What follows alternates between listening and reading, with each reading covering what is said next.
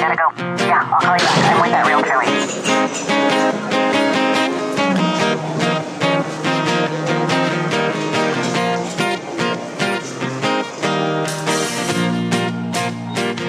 Welcome to The Realtor Lady. I'm Michele Replogle. Today I have Kaela Howard of Center Stage Home. I'm super excited. We're going to talk about the whole staging experience, hopefully all the good stuff and a little bit of challenging stuff. And I might be throwing this at you, Kaela. I think I might have texted it to you, but also maybe we can throw out some tips of just what people can do to prepare to sell their house. Let's just give out some stuff that when you get there, it's like, oh, it'd be this automatically a couple things that people can do right away. So we'll hit on that at the end. Okay. Sounds good. Awesome. We are recording. Okay. Do you want to tell me a little bit about your business? And Yeah, I opened up my business about 2 years ago after seeing a need in our community. It just kind of evolved organically for me, and it's going really well. I've served a lot of people in our community, and I'm pretty happy about that. Now, you say you saw a need. It seemed, just from a realtor standpoint, it seems like there's a lot of stagers to me. What need did you see? Was it price or? Not so much price point. I saw a need with occupied staging. Not very many stagers in this area do that. I know of one other. Oh, really? Yeah. That's kind of the fun part. That's what I excel at. It can be a lot of fun. And it's really nice to fill in where people feel like they're stuck and just, help them figure it out and see it through to fruition and see them go live on the market and be happy.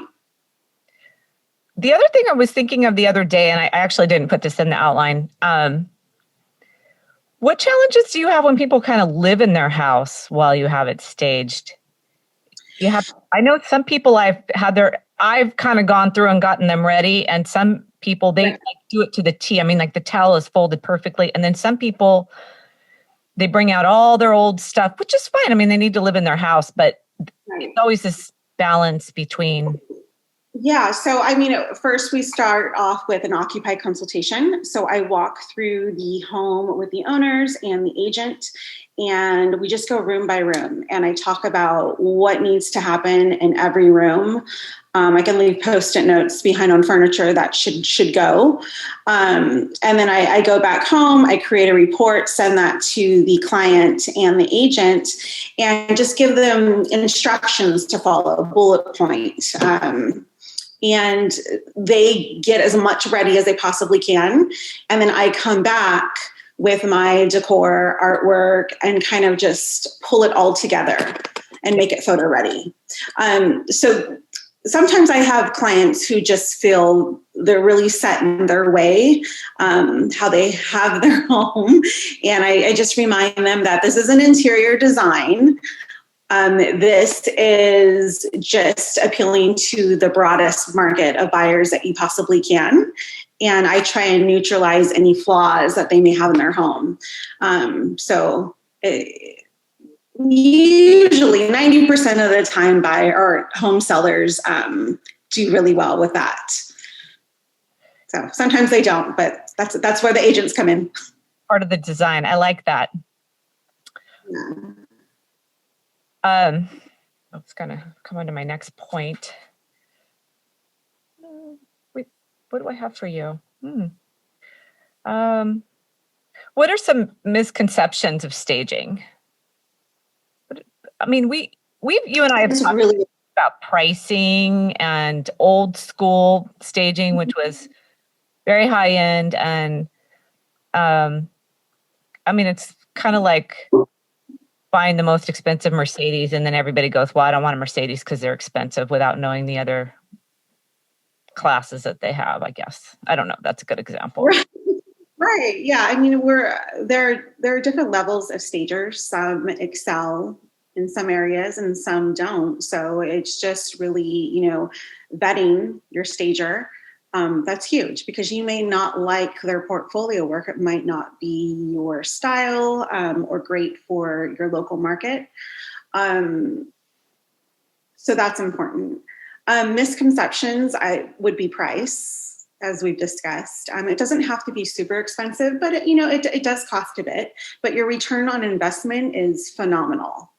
Houses, they sell for more, they sell quicker, and the potential buyer is just able to make an emotional connection when they walk through a really beautifully styled property. I think people don't really realize how much is involved. So I think there's storage costs for you. There's movers, sometimes moving vans. I mean, what Absolutely. the behind the scene costs when they see staging, they just don't understand how much really goes into it. Right. I'm not just grabbing things blindly and then throwing it up on their walls. I mean, I have to do a design plan. For each property that I do, there's at least, I'd say, depending on the size, 20 to 40 hours of prep work prior to me going there to install and style. There's a lot of education that I've invested in. There's a lot of overhead, insurance, business license, all your professional costs. So, when you're not working with a hobby stager and a true professional, the price is going to be a bit more. Hobby stager, please elaborate. I have not heard this term before. Hobby stager, yeah. Well, somebody who's just really good with, I'd say, style. They style their own house beautifully, and they don't necessarily educate themselves on what home staging is and how you style differently from, your own personal home to appealing to a broader market. There's a lot of psychology behind it, even with colors. So there's a lot involved. But I guess when we make it look really easy, that means that we do a good job, right? Yeah. I mean, there's some houses I can just walk in and go, oh, I could do this in a minute, but I don't do it anymore. And I'm happy to not do it. I'm also happy, like you, is just to have alternatives and go, well, you could get a little, you could get a lot, or, here's one you can talk to. I mean, I had a few years where I really literally had to do it. I didn't have any choices. The stagers are really expensive, really busy. I also went through a period where I had people go, I've been in a lot of open houses and I don't like all that staging crap. I don't want it in my house. And I'm like, okay, because we were going in houses and they all had the same design. They all had, this is my beach house. And, the seashells and the starfish. And beach this way. Oh my gosh. And I know some people, I'm in Capitola right now taping, and a lot of these houses have them down here on the outside of their house. And I get it. I mean, that's their beach house and it's pretty fun. But, just imagine on a regular day, on a Saturday, going to open houses as a consumer. Yeah. They just, at some point, they just look at you and go, could we just see a house? Can we just not see all that stuff? Yeah. It's supposed to be the cherry on the sundae, not the entire dessert. Right. Really enhance the property. Where I think those signs are best is like outside, maybe in the patio, or I know some have them in the garage, or, they kind of have them in a spot to kind of liven that little dead area up. But inside the house or at the front door, I just want to put them in a fire and burn them. Me too. I don't do a whole lot of word art. I'm just not into it. Okay. And then I noticed some trends. I look online at houses, of course, me pretty much all day long. And how do you stay away from tired trends? And how do you kind of pick which ones are really going to appeal to buyers? Because it's almost like the beach theme is that if you guys are all trending like world market trends, again, you're going to tire the consumer. How do you walk that line of picking a design that will kind of engage them in the property, but not tire them of the same furnishings or look? So I like to mix vintage pieces with new pieces. I try to be very curated.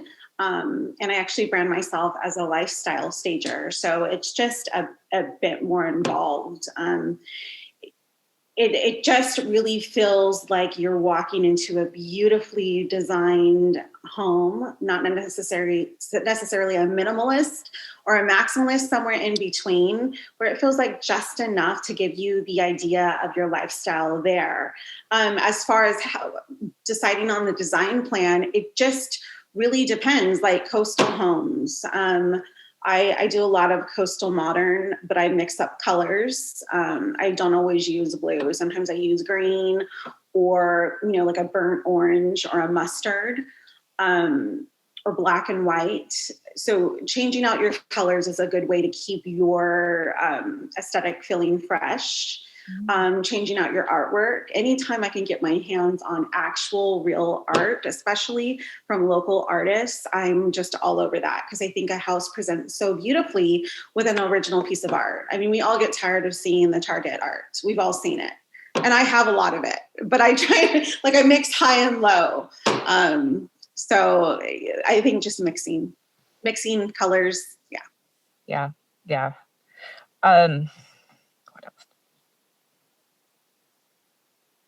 The other stuff. I'm trying to think of staging. I noticed that too. I looked at some of the past places you staged for me. I also kind of noticed that it's almost like any angle the camera works too. Like you really have some forethought on how it's going to look in a picture. Mm-hmm.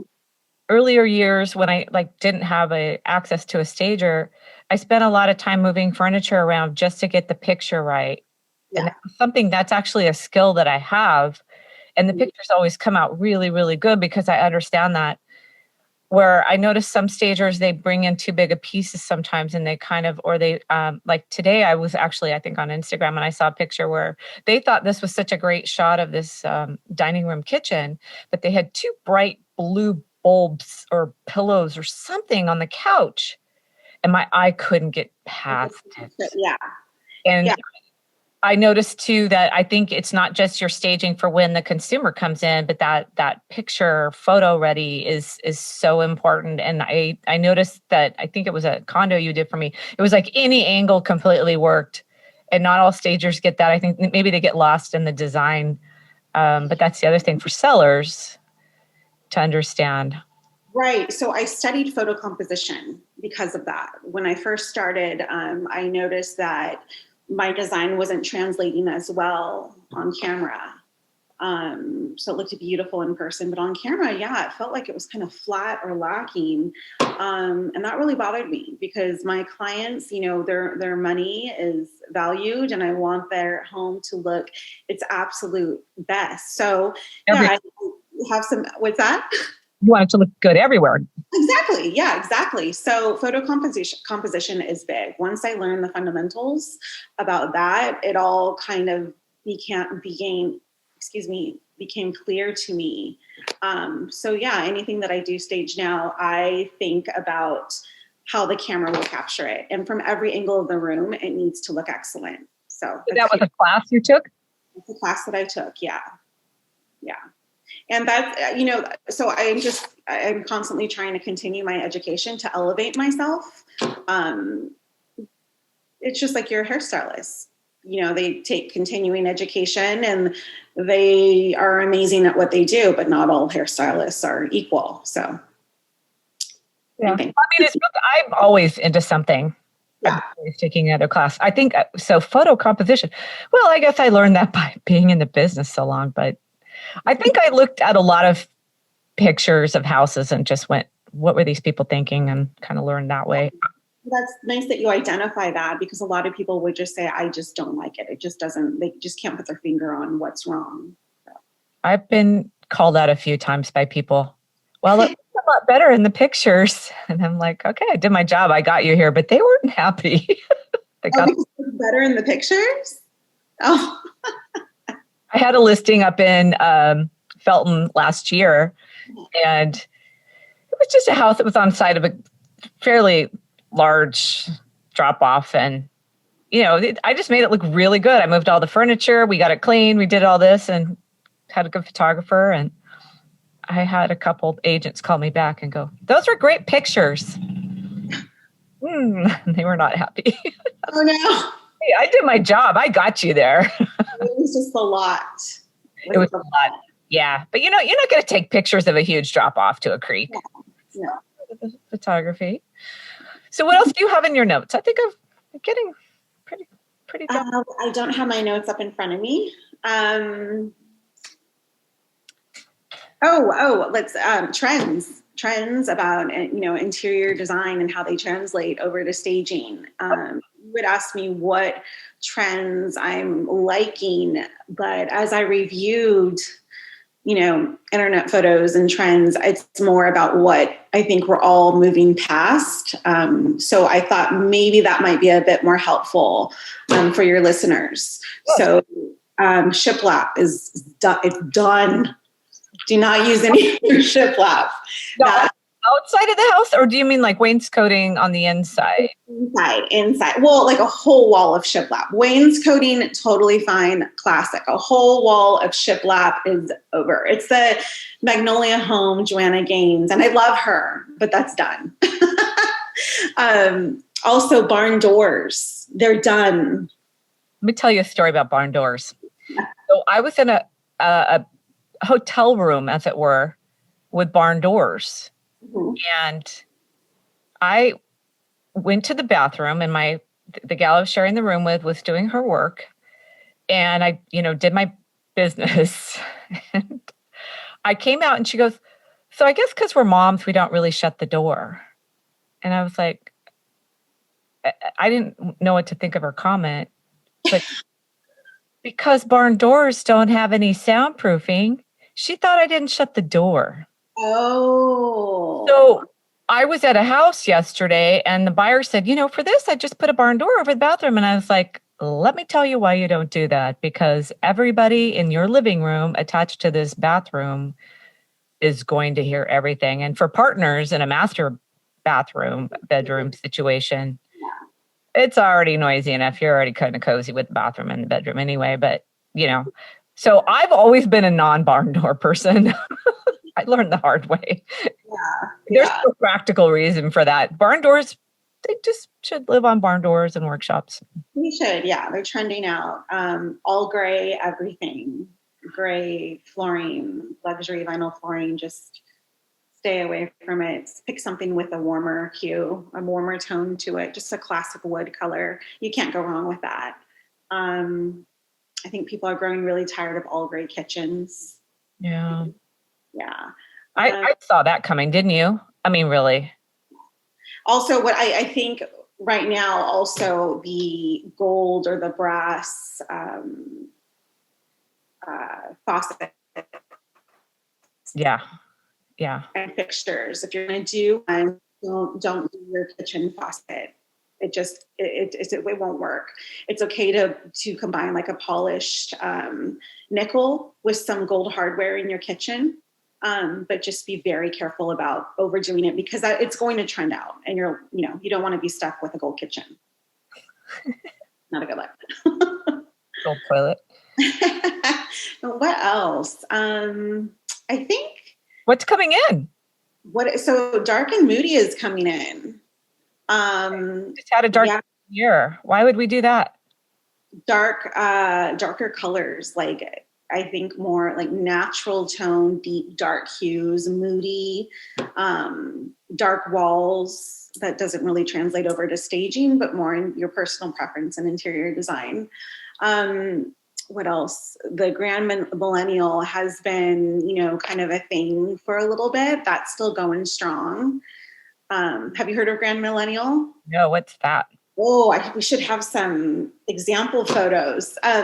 Grand Millennial is basically stuff that you would find in your grandmother's house growing up.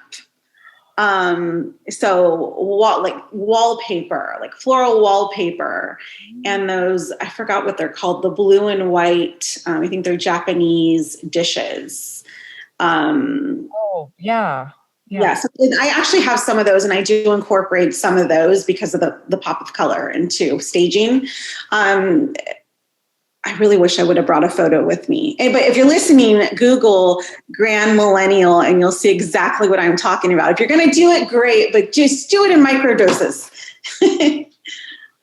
Yeah, I was looking at Drew Barrymore's flower collection. I guess it's in Walmart. Okay. Yeah. And there's a wallpaper collection. And I was like, wallpaper? Huh. Yeah, wallpaper is a thing. The pill and stick wallpaper. I've installed it in my own home and a couple clients' homes. I just did a little makeover on this property in Capitola, and it's on the market now, but it went pending super fast. But they had this Korean countertop or vanity bathroom top that was kind of like a dusty rose. And it just didn't fit the rest of the unit at all. They did not have the budget to update it. So I just, thought about it. And I chose a wallpaper that would pull the colors off and just use it as an accent wall in the powder room with their updated, vanity cabinet color, new pulls, new vanity mirror and lighting. And it looked beautiful. Yeah, that's an example of just going with it. Just go with it. I had a bathroom vanity. It was one of those hotel styles. So the vanity was outside in the bedroom, and then it was a toilet and a shower walled off area. And the vanity was in there. My husband was like, we're not replacing it. So I painted it. It was yellow. The top was yellow, but I found like a contrasting like maroon and changed the poles and just made it look like I meant to do that. And then we changed the mirror. So sometimes if you just go with it, not fight the design, because that's one of the questions I get is, should I redo the kitchen tile for the new buyer, but I don't want to spend a lot of money and energy and then find out they are going to pull it out. So I usually always try to suggest, and I mean, if it's not broken or horribly, you can always get the grout clean, but if it's not horrible, go with it and, kind of go with it and act like you meant to have it all along. Exactly. Yeah. Those are easier tips. It's not because they can't afford it. It's just, it seems like a lot of wasted effort to put something in that you think might get taken out. Right. Yeah. Not a good return on investment, especially when you can make it look great in other ways, like painting the cabinets, putting new pools on there, maybe switching out your light fixture. Right. And there's also doing the flooring, maybe. Yeah. I've had clients reglaze their kitchen sinks and regrout so they look brand new, fresh white. Same with outdated bathtubs and enclosures. After they're glazed, they become a crisp white and they're beautiful. And I don't want to say inexpensive. It runs up $100, but it's a great alternative to actually pulling out and replacing. So there's lots of tips and tricks. Sometimes you can't reglaze. I did try that, and I had two guys come in, and they said, "No, we can't reglaze the sink." And I was, oh, that's a bummer. Something about the type of sink, they said it would just peel off and upset the buyer. So I was like, I see. Yeah. Some stuff, it's just like, okay, we're just going to have to leave it as is so they can just see what the real story is and just try to make everything else look so sweet that they can kind of overcome that. Right? Yeah. Especially, I mean, I think this was a house where the tile, the kitchen cabinets, and the sink, they were all pretty much done. And it was like, why try to reglaze the sink when they really just had to really everything just had to go. It was okay. Yeah. No, that makes a lot of sense. What were some of the other questions I sent you? Oh, I'm losing my voice. I lose my voice now. Oh, funny or goofy things that have happened to you along the way? Yeah. So at the beginning of this, I didn't have much money to start my business with. So I used inflatable air mattresses as opposed to actual mattresses. And gosh, I was maybe 6 months in and I had 4 or 5 homes out. And can you guess what happened all at once? They all went. Or they just slowly lost air?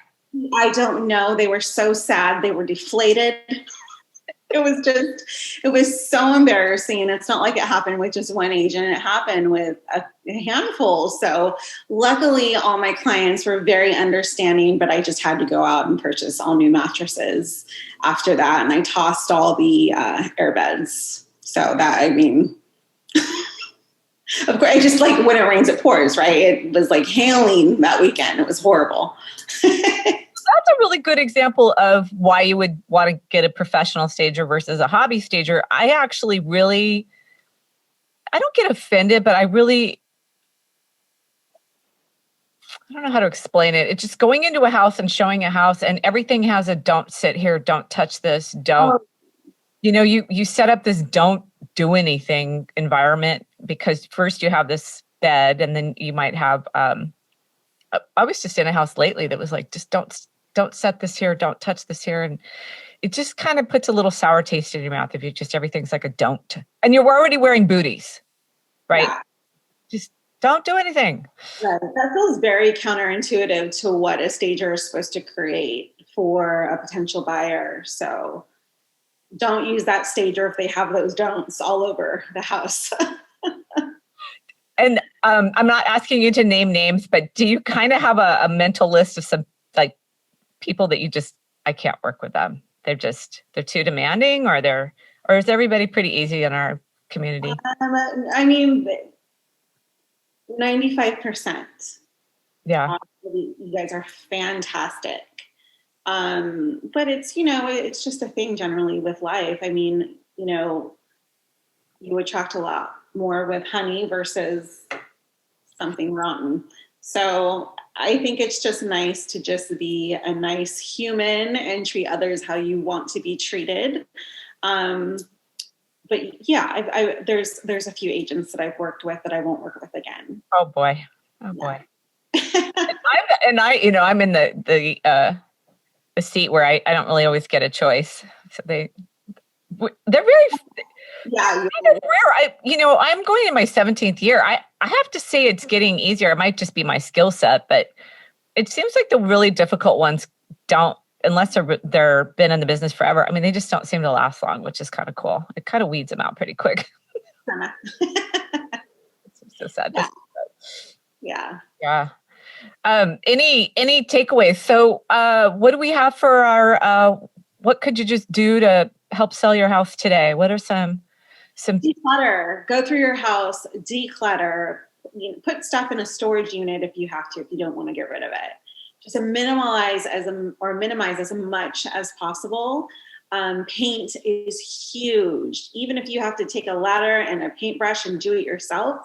Paint the interior of your home. It does wonders and adds on so much value. A home or a potential buyer wants to walk in and see clean, fresh walls. They don't want to see handprints and dog marks. So paint. Make sure all your door is matching. That's a really good one. I see a lot of homes with a mismatched door handles. Even if you have to take them off, spray paint, do a top coat of like a polyurethane and place them back on. Just make sure all the colors are consistent. If you have the budget, update your light fixtures, especially your dining room. Anything that's really prominent as you walk in the front door, spend a couple $100 finding something that's a little bit more, modern and streamlined for your property. And those things make a huge difference. Also, exterior, if you can mulch just to create some kind of division and layout for your front yard or backyard. That's pretty inexpensive and very helpful. And I'm always telling people, take your pictures down. Take all your pictures. Oh, well, of course. Yeah, that's a given. Take your family photos down and make sure your art is hung at an appropriate level. I don't want to see any more artwork hanging from the ceiling. Or too low. I was in a house the other day and it was too low. It's driving me crazy. Yeah, when you hang art, so if you're standing up, you're hanging art, the center of the art should fall between 60 to 65 inches from the ground. That's just a good rule of thumb. Okay. Yeah, or if you're hanging art behind your sofa, hang it 8 to 10 inches above the top of your sofa. 8 to 10 inches above your sofa. So meaning the bottom of the art is 8 to 10 inches above the top of the sofa. Okay. Yeah. Get rid of all the tchotchkes and No family photos. Paint your walls. yeah. House. So I use a painter now much more than I used to. People would be like, "Oh, I'll paint it myself." And I have really learned that if we have a vacant house, we can get it painted. It's really cool to get it sprayed and it gives us a seamless look versus where I have people paint and they paint from room to room. And when you get the whole house sprayed, there's this continuity, which I just kind of really put together just in the last year of how good that looks. Even if it's really close to the same color really throughout the rooms, it's just it just flows so much better. I've just kind of been turned on to that lately. Yeah, I love spray as well. But the dark color one, that trend, I don't know. I think I'll stay away from that. That I suggest bringing in a color specialist or a designer to help out because that could go wrong pretty quickly. And you were doing one for me lately and you came up with the house numbers and you're even working on the polls. Are you like on Amazon all the day? How do you figure all that stuff out?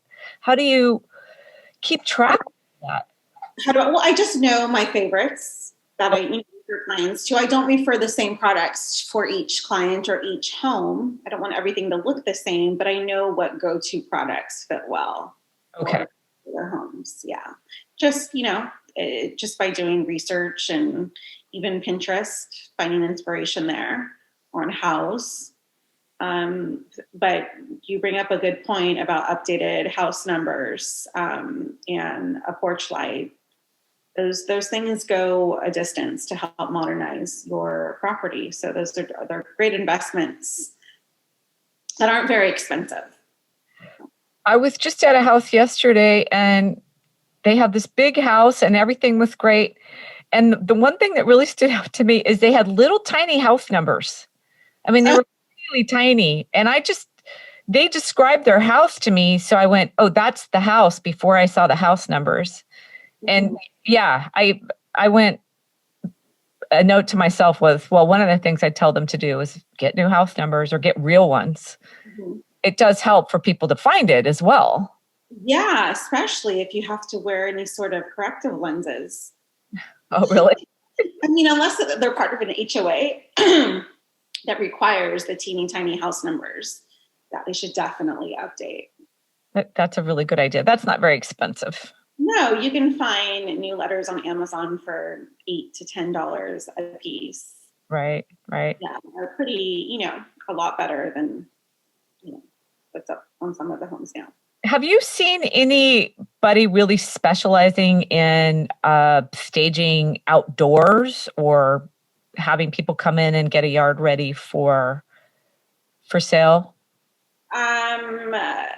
With just furnishings and the style, or cleaning up and furnishing and maybe designing? Furnishing and designing, yes. Cleaning up, no. I know there's actually somebody in San Jose who rents only outdoor furniture and does these beautiful outdoor arrangements that she rents. A stager over there uses this woman's services. I contacted the stager and she won't give me her information. So that tells me that's a thing. Yeah. I mean, typically stagers will do that for you. I do. I've been called to do yards only. But that's not something, I specialize in. I think it's hard for me. I have somebody who's he got it. We're good, but that's kind of one of the big things I've been asked for lately is a lot of outdoor stuff, not even the furniture as much, but here's our yard. We don't have any time for it. And I do spend time telling buyers that you're going to find an area in a home that probably a seller hasn't addressed. Don't forget, we live in the most active area in California where you can do almost every sport and everything. People just don't spend tons of time on their home. So they may freshen up the house for you, but the backyard may not look it. Or, a lot of times there's just one area where they're just like, okay, I'm not doing that. I got all this. But Well, that's when, I mean, you pull weeds, put mulch in, power wash your concrete, throw a little outdoor set out there with a big potted plant, and, call it a day. And even doing something like that will just really freshen up a space. And I can understand them not wanting to put money into that, but really, when you go on the market, you want to present your best foot. It's not always money. It's just energy and finding, like I said, help. And when you said she's not going to give out the number of that person who's really specializing in that, that tells me that that's something that's we might see in the future, that other people start to specialize in. There's a few realtors in town that actually are really, really good at it.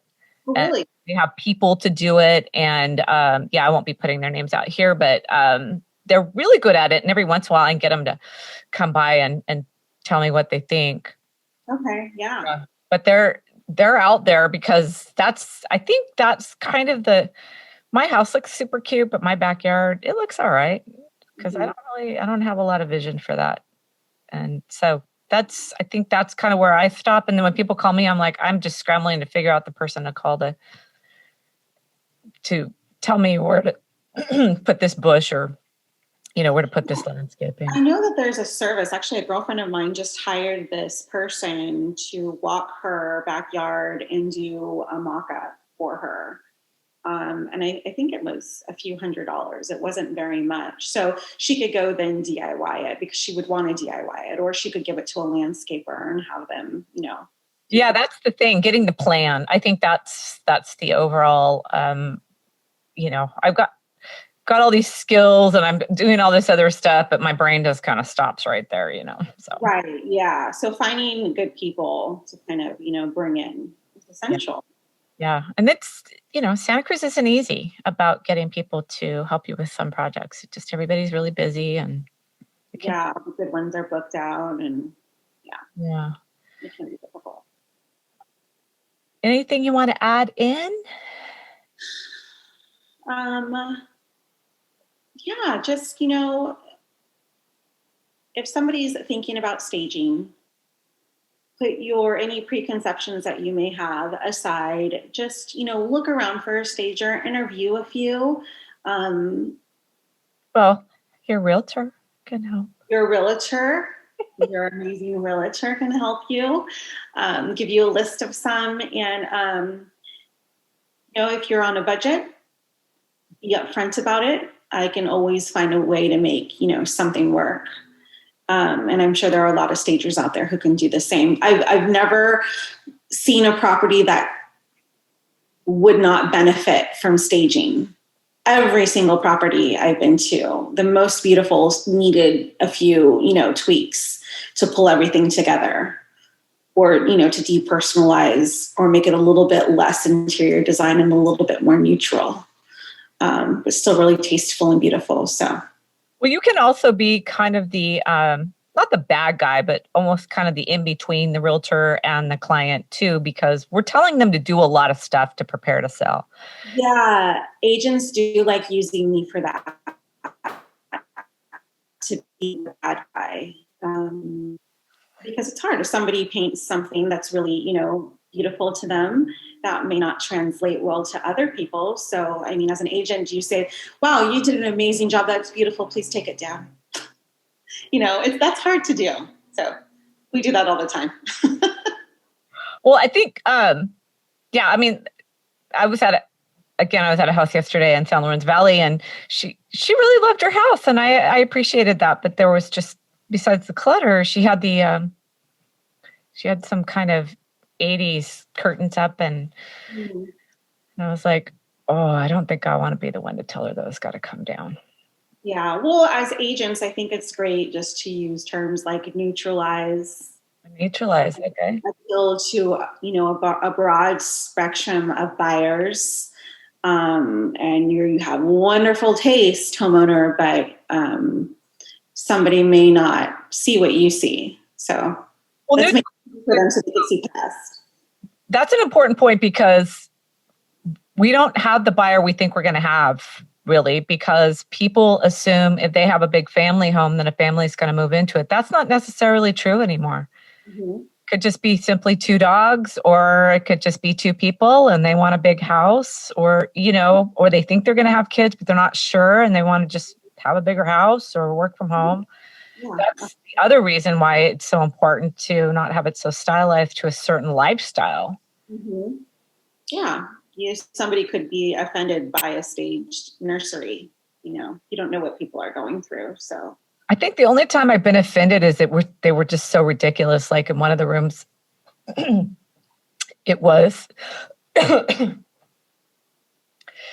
it was a crib with a rug underneath it, and then some pictures like over it. Like, so, I mean, literally 1/8 of the room was staged like a nursery, and it was just like a nice color, a nice carpet would have done just fine for me. People could see a crib there, or they could see a desk there. I mean, it was too much. It was just really silly. Minimal staging, sometimes I think you have to be kind of careful with. I think minimally staging, what I did like, I've appreciated, is where a desk is put in a spot to give you a view out the window that you might not have realized was there. Yeah. That's kind of the direction staging, like where it kind of directs you. And then, of course, there's always the difficult, why would you stage this house, is because we cannot figure out where to put the couch. We cannot figure out where to put the bed. And it's so important. It's like, I was at a house one time and I was like, you actually have to stage this. And they're just like, well, everything looks great. And I'm like, no, you have to. Because if you take the furniture out of here, there is no way anybody's going to figure out where to put this furniture. Yeah, some houses are built like Winchester mystery houses. And I mean, I could see them sitting, for a very long time. I had one like that in Scotts Valley. It literally gave me vertigo when I went in there. I'm not joking. It was so odd with these red hardwood floors. And it was awful. And it sat on the market for a few months, and the owners and the agent did a price reduction. Then they brought me in, I staged it, and within a week it was under contract, because buyers visually need to see how to live. Because most people are visual. Yeah. I call them houses that Sarah built. Houses. Sarah Winchester? Yeah. That's her house, and people will be like, oh, this is strange. I was like, oh, yep, another house by Sarah. Yeah. But does it give you vertigo? Yeah. Have you ever been to the Winchester Mystery House? I think so, when I was younger. Yeah. I think I went when my kids were little. So, I mean, I don't know. It's probably like 20 years ago. Yeah. It's crazy, but it's just big piling up of people in hallways. So I don't know if I really got the gist of the house. You just kind of all come to a stop, and it's a goofy, but it's a good analogy. Yeah, or the mystery spot in Santa Cruz. Yeah, that's good. Even Foundations. That's a fun one too. I've not been there in so long. I've been there really. Yeah. But well, Kaela, that was awesome. That was really, really good. I appreciate you coming. And it's the best place to find you on Instagram. Instagram or Facebook under Center Stage Home. Center Stage Home. Right. I'm there, and more people can call me or email me. I have a website, but I'm embarrassed. I have had no time to update or even find somebody to update it for me, but that'll be updated soon. There you go. My portfolio work can be found, on my business Instagram pages. Well, I really appreciate you being here, and that was fun. Thank you for having me. Hey, thank you for listening. If you want to talk more, find me on livethesantacruzlife.com, on YouTube, on Twitter, on Facebook, on LinkedIn, or give me a call. My number's in the show notes. Love to hear from you.